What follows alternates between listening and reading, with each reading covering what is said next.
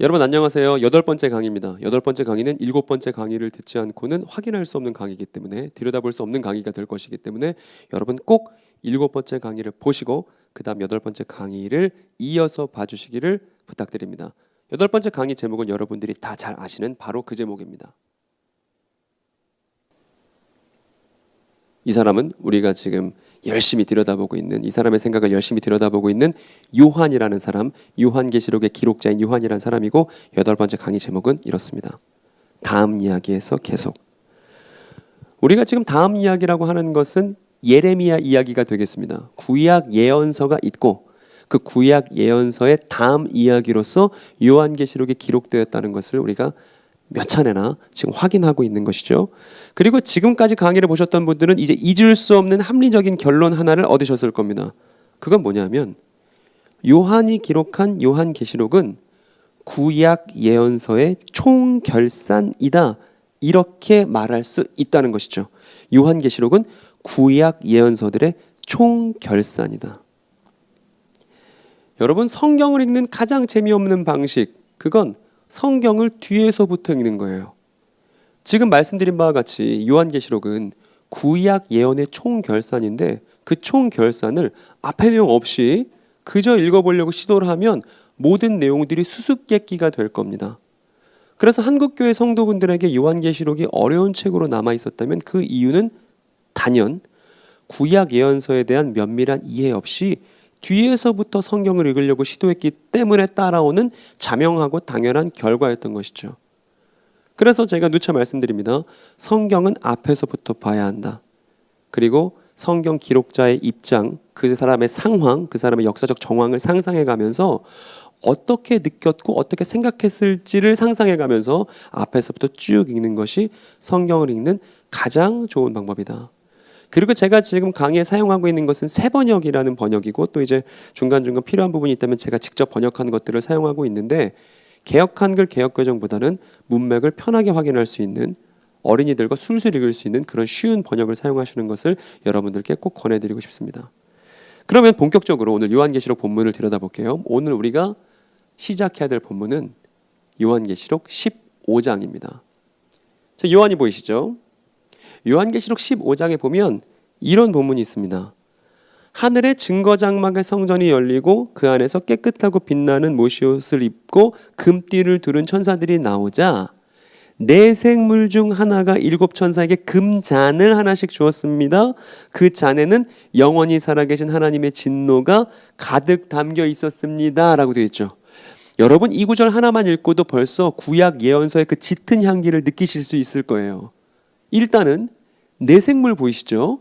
그리고 7천사가 보입니다.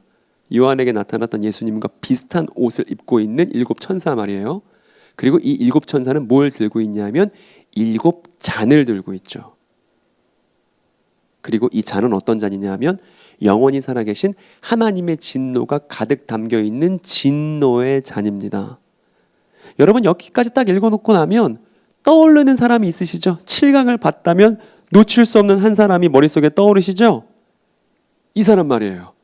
지금 이 사람이 지금 좋아하고 있잖아요. 아, 너희가 날 알아봐줬구나. 이 구절이 예레미야에 있다는 걸 알아봐줬구나. 지금 웃고 있죠, 지금. 그러니까 이게 무슨 얘기냐면 여기서 말하는, 요한계시록에서 말하는 하나님의 진노가 가득 담겨 있는 잔은 바로 예레미야에서 나온 바로 그 잔이라는 얘기입니다. 그런데 문제가 뭐냐면요, 이 잔이라는 번역을 여러분 좀 생소하게 생각할 수 있는데 제가 잔이라고 번역했지만 원래 여러분이 갖고 있는 개역 성경에는 뭐라고 되어 있냐면 대접이라고 되어 있습니다. 대접. 근데 이 대접이라고 번역을 했지만 당대 사람들은 이 얕고 그 넓게 그 입구가 되어 있는 이렇게 대접처럼 생긴 데다가 음료를 마셨어요. 그래서 이거를 대접이라고 번역을 한 겁니다. 그런데 오늘날 이 한국 사람 중에서는 포도주 선물을 받았다고, 와인 선물을 받았다고 가정했을 때 대접에다가 와인을 줄줄줄 따라서 마시는 사람은 없죠. 그러니까 이걸 잔으로 번역하는 것이 더 좋다고 생각이 듭니다. 예레미야에 나오는 것은 잔이고 요한계시록은 대접으로 나오니까 이 잔과 대접이 연결되어 있다는 생각을 오히려 잘 못하게 되잖아요. 그래서 저는 여기서는 이 7 대접 심판이라고 잘 알려져 있지만 이것을 7 잔들의 심판이라고 해도 상관이 없다. 그래서 잔이라고 번역으로 수정해 봤습니다. 보이시죠? 이렇게. 그래서 요한계시록 16장에 가면 이 7잔을 다 부어버립니다. 하나님의 창조세계 다 부어버리고 맨 마지막 잔은 공중에 부어버린 일이 벌어지고 요한계시록 17장으로 넘어가면 이제 그렇게 7잔을 부어버렸던 천사들 중에 하나가 와서 요한에게 해설을 해줍니다. 지금 이렇게 7번의 잔을 부어서 심판을 했던 게 무슨 의미인지 알려주기 위해서 요한에게 해설을 해주는 장면이 요한계시록 17장부터 시작됩니다. 그 7천사 중 하나가 이렇게 말했죠. 요한에게 이리로 올라와라. 그리고 큰 바다 물 위에 앉은 뭐가 나왔죠? 대단한 음녀가 받을 심판을 보여줄게 하면서 음녀가 나왔네요. 여기 제가 대단한 음녀라고 했던 건 이제 세번역 성경에는 큰 음녀라고 되어 있는데 그 큰이라는 말이 와 정말 대단하다, 정말 위대하다라고 말할 때 쓰는 단어예요. 그래서 위대한 음녀, 대단한 음녀 이렇게 번역할 수 있습니다.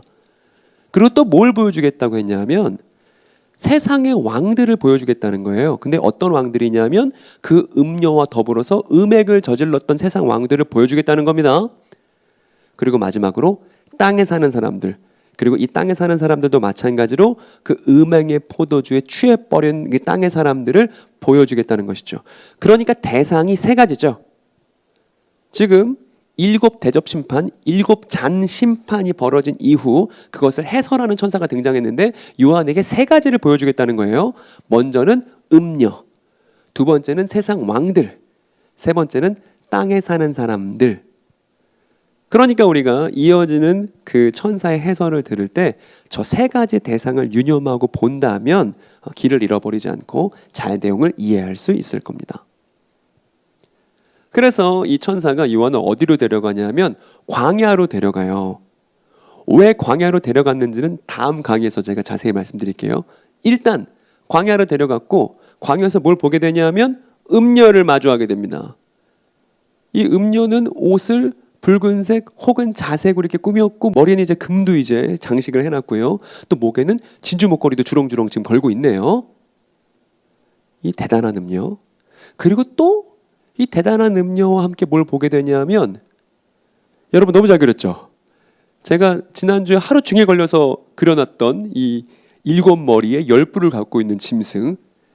여러분이 성경을 요한계시록을 펴서 쭉 그 이 7머리를 갖고 있는 10뿔 갖고 있는 짐승의 묘사를 보시면 아 윤재덕 소장이 적절하게 그렸구나 라는 생각을 하게 되실 겁니다. 저렇게 생긴 짐승, 그리고 저 음녀가 저 짐승을 타고 있는 것이죠. 그리고 분명히 세 가지 대상 중에 하나일 거니까 저 짐승들이 의미하는 건 땅의 왕들과 관련이 있을 거예요. 그리고 앞에서 저 대단한 음녀가 그 물 위에, 많은 물 위에 앉아 있다고 하니까 물도 있는데 이 물에 대한 정체도 천사가 설명해 주기를 이 물 뭐냐 하면 백성이자 무리이자 민족과 언어야, 즉 모든 땅에 사는 사람들이야 라고 해명을 해주죠. 그러니까 요한이 광야 가서 봤던 게 저런 이미지인 거예요. 그러면 하나씩 하나씩 저게 무슨 의미인지 풀어보도록 하겠습니다. 먼저는 음녀인데요. 여러분 이 사람 기억나시죠? 이 사람 바벨론 포로로 끌려갔었던 사람들 중에 한 사람인데 예언자입니다. 원래 제사장 준비했다가 예언자 됐죠? 에스겔이라는 사람이죠. 에스겔을 꼼꼼히 읽어보면 음녀가 나오는 대목을 놓칠 수 없습니다. 에스겔이 하나님의 말씀을 받아서 뭐라고 얘기했냐면 음녀에 관해서 뭐라고 말했냐면 이렇게 얘기했습니다. 16장이에요. 예루살렘이 있었는데 예루살렘이 이웃 나라들과 수도 없이 음행을 해서 음녀가 되었다라고 에스겔이 그렇게 예언하는 장면이 있습니다. 그러니까 만약에 우리가 에스겔을 먼저 읽어봤다면 음녀라는 그런 단어가 나왔을 때 이웃 나라들과 우상 숭배에서 타락한 예루살렘이 음녀였는데 라고 떠올릴 수 있겠죠. 그리고 요한에게 나타나서 기이한 모습으로 다니엘 10장의 그 모습으로 나타나신 요한에게 나타나신 그분이 요한에게 뭐라고 말씀하셨냐면 이때 요한은 엎드려 있었는데 하나님의 예언자를 자처하면서 교회를 우상 숭배하게 하는 이세벨이라는 여자가 있어. 이렇게 말씀하신 그런 대목이 요한계시록 2장에 있었습니다. 그러니까 저 이세벨이라는 여자는 나 하나님의 예언자 아니야, 나 하나님 싫어해 이렇게 하는 게 아니라 나 하나님의 예언자고 하나님의 충실한 종이야 라고 자처하면서도 교회를 행음하게 하는, 교회를 우상숭배하게 하는 그런 이세벨이라는 여자가 있었다는 거예요. 아주 음녀의 성격과 비슷하죠. 그리고 예수께서 말씀하신 것 중에 이런 대목도 있었습니다. 요한계시록 2장에 보면 에베소 교회에게 사도가 아니면서 사도라고 자칭하는 자들이 지금 잘못된 가르침으로 이 에베소 교회를 망치려고 했었다 라고 말씀하시는 장면이 있죠. 그렇기 때문에 우리는 이 음녀라는 그 이미지에 대해서 다음과 같이 정리해 볼 수 있습니다. 에스겔도 알고 이 다니엘 이야기도 알고 예수님도 알고 있는 이 요한은 이 음녀를 이렇게 이해했을 거예요. 음녀는 우상숭배로 타락한 도시 그리고 사람들을 우리가 음녀라고 말할 수 있습니다. 구약 예언자들은 이런 용례로 얘기하고 있었고 예수님도 이렇게 말씀하셨으니까요. 그리고 이렇게 우상숭배로 타락한 도시와 사람들이 음녀라면 예루살렘도 음녀가 될 수 있었고 실제로 됐었죠. 두 번째 이미지입니다. 머리는 7개고 뿔이 10개 달린 짐승. 저 짐승의 정체에 대해서 많은 이단들이 저 짐승의 정체를 본인들이 안다고 그렇게 주장합니다. 그런데 그렇게 주장하는 사람들 중에 다니엘을 언급하는 사람은 한 번도 보지 못했습니다. 저 뿔이 10개고 머리가 7개인 짐승의 정체를 알려면 반드시 다니엘을 읽어봐야 하는데 다니엘을 읽어보지 않고 요한계시록만 드립다 보다가 이거 내가 말하는 게 맞다고 이렇게 주장하는 사람들이 너무 많고 그 사람들이 대부분 사이비 이단이라는 것이죠. 사이비 이단은 그러니까 정체가 뭐예요? 구약 성경 안 읽어보고 신약을 자의적으로 해석했던 것이 사이비 이단의 정체라는 겁니다. 그러니까 교회는 더더욱 이 구약 성경의 뿌리, 구약 성경의 토대를 잘 갖고 있어야만 이 시대에 걸맞는 교회 사명을 할 수 있겠다는 거예요. 다니엘서 7장을 여러분 보시기 바랍니다. 거기 보면 다니엘이 자신의 환상 속에서 4마리의 짐승을 보게 되거든요. 근데 그 짐승이 사자 같은 짐승도 있고 곰 같은 짐승도 있고 표범 같은 짐승도 있고 그리고 뿔이 10개 날리고 이빨이 강력한 짐승도 있거든요. 그리고 여러분이 직접 다니엘서 7장을 읽어서 다니엘이 봤었던 짐승들의 머리수와 뿔수를 한번 세보세요. 그 4마리 짐승들의 모든 머리수와 그 4마리 짐승들을 다 더했을 때 뿔수를 세보면 요한의 입장을 알 수 있을 겁니다. 여러분 요한은 다니엘을 읽어봤겠죠? 요한계시록 1장에서도 벌써 다니엘의 향기가 짙게 느껴졌잖아요. 요한은 다니엘 이야기를 잘 알고 있는 사람입니다. 그렇기 때문에 7머리의 10뿔 짐승이 나왔다고 했을 때 당혹스러워하지 않을 거예요. 왜냐하면 다니엘에서 이 짐승들은 어떤 의미냐 하면 하나님의 백성을 핍박하는 나라들을 가리켜서 짐승이라고 표현했거든요. 근데 그 다니엘에 나왔던 그 나라들이 그 짐승들이 총결산해서 다 합체해서 지금 7머리 10뿔의 하나의 짐승으로 등장한 것이죠. 그러니까 요한은 저걸 보고서 다니엘에 나왔던 하나님의 백성을 핍박하는 나라들이 다 연합했네. 엄청 큰 세력이네. 이렇게 이해했을 거라는 거예요. 대단히 합리적인 추론이죠. 그럼 여러분 생각해 보세요. 저런 7머리 10뿔의 짐승에 음녀가 타고 있다 라는 말이 무슨 의미인지 생각해 보세요. 저 7머리 10뿔 짐승에 음녀가 타고 있는 거예요. 앉아 있는 겁니다. 여러분 대번에 아시겠죠? 이건 뭐냐면 타락한 예루살렘 사람들과 하나님의 백성을 핍박하는 이방 나라들이 서로 결탁해 있다는 것을 보여주는 게 저 이미지인 겁니다. 그래서 요한이 여기 이렇게 있는데 여러분 생각해 보세요. 요한이 사랑했던 한 분, 또 우리가 사랑하는 그 한 분, 메시아 예수께서 어떻게 죽임당하셨는지 한번 떠올려 보세요, 여러분. 그때 유대인들은 예수를 고발했습니다. 어디에 고발했죠? 로마에 고발했죠. 총독 빌라도에게 고발하지 않았습니까? 그래서 예수께서 비참하게 살해당하시려면 어떤 조건이 필요했냐면 유대인들의 거짓 증언이 필요했고 그리고 로마의 사형 집행이 필요했습니다. 그리고 지금 여러분이 보고 계신 얼굴은 누가인데 누가가 바울의 죽음에 대해서 사도행전에서 증언하는데 이렇게 증언합니다. 바울이 나타나자 예루살렘에서 내려온 유대 사람들이 그를 에워싸고 고발하는데 누구한테 고발해요? 로마 당국에 고발하는 거예요. 왜냐하면 유대인들은 사람을 죽일 권한이 없다고 해서 그 로마 당국에 이 사람이 로마 황제의 숭배를 안 하고 있다고 그렇게 고발하는 겁니다. 즉 이 행위 자체가 우상 숭배죠. 유대인들은 한 분 하나님만 사랑해야 되는데 한 분 하나님만 사랑하는 사람들이 예수를 믿는 사람들을 핍박하기 위해서 로마에다가 예수 믿는 사람들을 고발한다는 건 그것 자체가 우상 숭배인데 이런 일들이 도처에 벌어지고 있었다는 것입니다. 그래서 바울도 그렇게 죽은 거예요. 타락한 예루살렘 사람들과 이방 나라들의 결탁 때문에 바울도 순교했습니다. 그리고 예수와 바울뿐만 아니죠.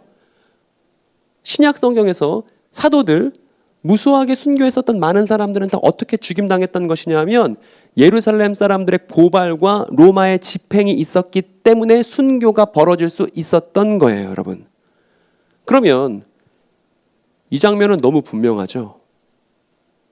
이렇게 음녀가 7머리 10뿔의 짐승을 타고 있어서 교회를 핍박하고 교회에 있는 사람들이 죽어나가는 것이 우리에게는 과거의 이야기지만 요한이 있었을 당대 교회에게는 당면한 현실이었습니다. 그래서 실제로 안디바라는 사람이 순교하기도 하는 그 일이 요한계시록 서두에 쓰여 있거든요. 그러니까 요한 입장에서 저 그림은 수수께끼 같은 그림이 아니었던 거예요. 본인들의 목숨이 왔다 갔다 하는 분명한 현실을 이미지화한 것입니다. 그 다음 내용 볼게요. 그래서 다시 이 그림으로 돌아왔습니다. 요한계시록 16장으로 돌아왔어요. 제가 지금 일부러 그림 중에 하나를 빼먹고 여러분들께 쭉 소개를 드렸는데 어떤 이미지 하나를 빠뜨렸냐면 저 음녀의 손에 들려 있었던 잔이었습니다. 이 잔 말이에요. 이 잔의 정체가 요한이 받았던 계시 안에서 백일하에 드러나게 됩니다. 요한계시록 16장 16절에 보면 이렇게 쓰여 있어요. 그리고 나는 그 여자가 성도들의 피와 예수의 증인들의 피에 취해 있는 것을 보았습니다. 이렇게 말합니다. 그러니까 저 음녀가 들고 있는 저 금잔 안엔 뭐가 들어있냐면 순교의 피가 들어있다고 지금 분명하게 요한이 얘기하고 있는 것이죠. 돌려서 얘기한 거 아니고 수수께끼처럼 얘기한 거 아니고 대놓고 얘기한 거예요. 지금 저 여자 피 마셔서 취해 있는데 그 피 무슨 피인 줄 알아? 성도들의 피고 예수의 증인들의 피야. 즉 순교의 피야. 이렇게 얘기하고 있는 것이죠. 그러면 다시 우리는 예레미야 이야기로 돌아가 볼 필요가 있습니다. 만약에 요한이 진노의 잔이라는 표현을 쓰면서 저 진노의 잔의 출처를 예레미야라고 생각하고 있다면 우리는 이제 예레미야의 이야기와 진노의 잔에 관련된 예레미야 이야기와 요한의 이야기를 겹쳐볼 시간이에요. 저기 보니까 진노의 잔을 마시는 건 하나님의 심판을 받는 것이죠. 근데 요한은 진노의 잔을 어떤 의미에서 어떤 맥락에서 얘기하고 있냐면 예수 믿는 사람들의 순교의 맥락에서 말하고 있습니다. 즉 타락한 권세가 사람들을 순교시키는 거예요. 예수 믿는다는 이유만으로 비참하게 살해하는 것입니다. 여기에 타락한 유대인들과 이방 나라들이 결탁해 있다는 거예요. 근데 그렇게 하면 어떻게 되죠? 그렇게 메시아 예수를 따르는 사람들을 비참하게 살해하는 그 집단의 결말은 어떠냐면 땅이 황폐해지고 사람들의 비웃음거리가 되는 거예요. 그런데 이렇게 하나님의 사람들이 핍박하는 일이 어디서 가장 먼저 벌어지냐 하면 예루살렘과 유다에서 가장 먼저 벌어지죠. 그리고 이것을 시작으로 타락한 권세, 유대와 이방이 결탁해서 만든 타락한 권세의 결말은 갑자기 멸망하는 것이라고 이 얘기를 하고 싶은 게 7대접 심판, 7잔 심판인 것입니다.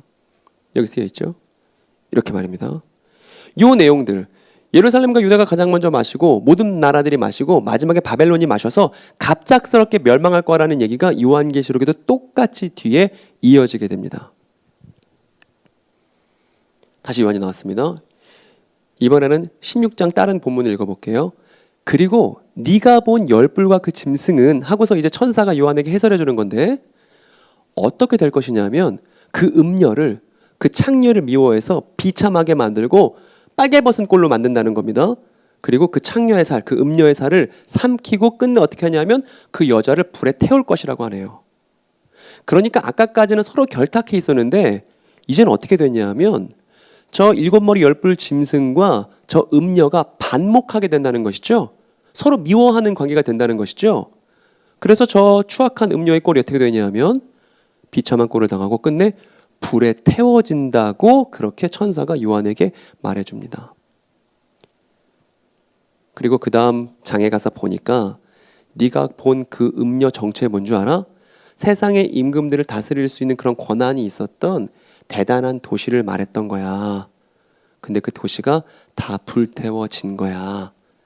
라고 이야기해 줍니다. 이렇게 말이에요.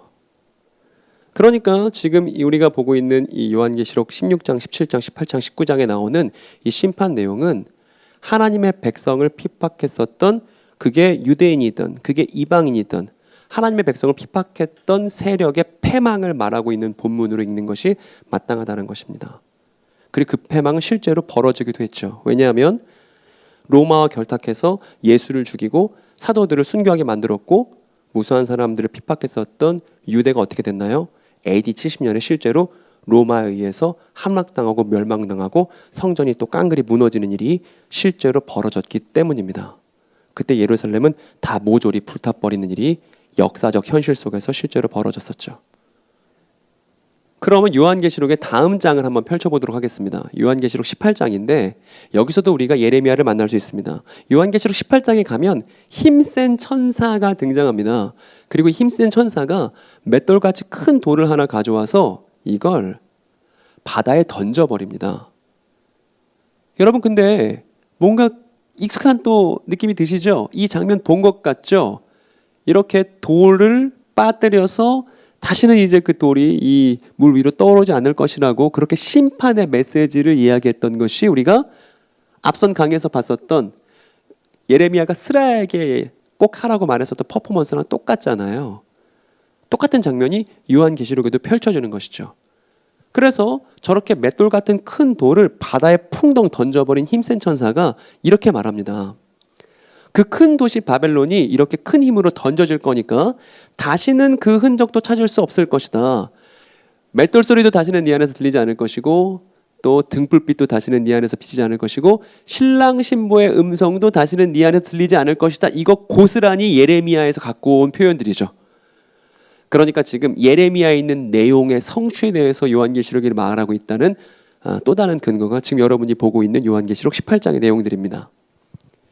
그리고 그 다음 왜 이렇게 큰 돌이 던져져서 바다에 빠지는 것처럼 왜 이 바벨론이 멸망하는지 그 이유에 대해서 힘센 천사가 분명히 말해주고 있는데 그 이유는 뭐냐면 우리가 앞에서 봤던 바와 같이 예언자들의 피와 성도들의 피와 땅에서 죽임을 당한 모든 사람들의 피가 이 도시에서 발견되었기 때문이다 이렇게 말합니다. 그러니까 비참하게 사람들이 죄가 없는데 그 사람들을 무참히 살해한 도시의 결말은 뭐예요? 바다에 빠지는 돌처럼 완전히 패망해버리는 것이죠. 그리고 19장입니다. 다시 우리는 하나님의 말씀을 어기고 많은 사람들을 살해해왔던 도시의 패망 장면으로 돌아왔습니다. 하늘에서 소리가 들려요. 할렐루야! 구원과 영광과 권력은 우리 하나님의 것이다. 그분의 심판은 참되고 의로우시다. 음행으로 세상을 망친 대단한 음녀를 심판하셨다고 말씀하십니다. 그리고 자기 종들이 흘린 피의 그 원한을 그 여자에게 갚으셨다. 즉 예레미야에서 말한 대로 하나님의 백성을 살해하고 순교시켰던 그 권세와 세력과 나라는 하나님께서 반드시 복수해 주신다는 거예요. 그것도 갑작스럽게 금세 말입니다. 그래서 또 하늘에서 이런 소리가 들립니다. 할렐루야라고 하나님을 찬양하고 그 여자에게서 나는 그 하나님의 백성을 핍박하는 타락한 도시가 패망했고 거기로부터 올라오는 연기가 영원하다고 말입니다. 다시는 그 도시가 재건될 수 없다고 말하는 게 저 영원한 연기입니다.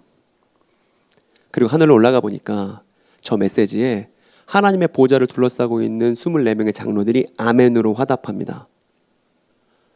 그리고 보좌에서 이런 메시지가 들려요. 하나님의 모든 종들아, 하나님을 두려워하는 사람들아, 작은 자들과 큰 자들아, 우리 하나님을 찬양하라. 이렇게 찬양 받으시는 하나님은 어떤 하나님이에요?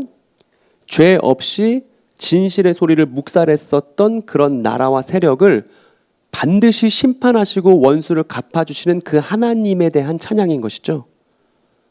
그리고 우레와 같은 목소리로, 많은 물과 같은 목소리로 요한이 자신의 등 뒤에서 들었었던 똑같은 목소리로 어떤 메시지를 듣냐 하면 할렐루야, 주 우리 하나님 전능하신 분이 왕이 되셨으니 우리 기뻐합시다, 기뻐 뜁시다 라는 그런 제안을 듣게 됩니다. 전능하신 분이 왕이 되신 것을 어떻게 알 수 있냐면 그렇게 비참하게 죽임당했던 순교가 다시 회복되고 복권되는 걸 통해서 우리가 전능하신 분이 왕이시라는 것을 확인할 수 있죠. 이건 무슨 얘기를 하는 거냐면 만약에 예수께서 살해당하셨던 그 십자가 사건의 정체가 유대와 로마가 결탁해서 진노의 포도주 잔을 마신 바로 그 사건이라면, 그러니까 음녀와 일곱 머리 열 뿔의 짐승이 결탁해서 메시아 예수를 살해했던 것이 예레미야의 표현으로는 그들이 진노의 포도주 잔을 먹은 거라면 전능하신 분이 왕이 되셨다는 사실은 우리가 언제 확인해 볼 수 있겠습니까? 전능하신 분이 왕이 되셨다는 건 원수를 갚으셨을 때, 그리고 다시 그렇게 비참하게 죽임당했었던 하나님의 사람을 하나님께서 복권시키고 신원하셨을 때 우리가 알 수 있겠죠. 즉 메시아 예수의 부활 속에서 하나님께서 원수를 갚으시는 것이고 하나님이 공명정대하게 판단하시는 분이시고 그분이 이 땅을 통치하시는 전능하신 분이라는 사실, 우리의 왕이라는 사실을 메시아 예수의 부활 속에서 우리가 확인할 수가 있는 것입니다. 그래서 이렇게 오늘 강의가 마무리가 됐네요.